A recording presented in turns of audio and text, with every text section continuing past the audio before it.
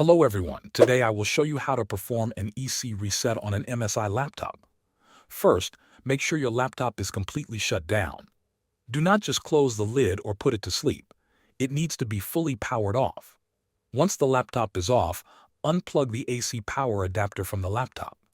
This ensures there is no power connected while you perform the reset.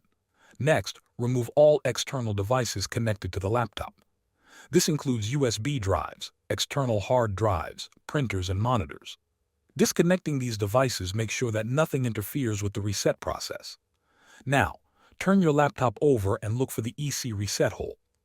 This is a small pinhole, usually marked with a battery or power icon. If your laptop has this hole, you can use it to reset the EC. Take a straightened paperclip and gently press the button inside the hole. Hold it for 30 seconds without releasing it. If your laptop does not have a reset hole, you can use an alternative method. Press and hold the power button directly on the laptop for 30 to 45 seconds.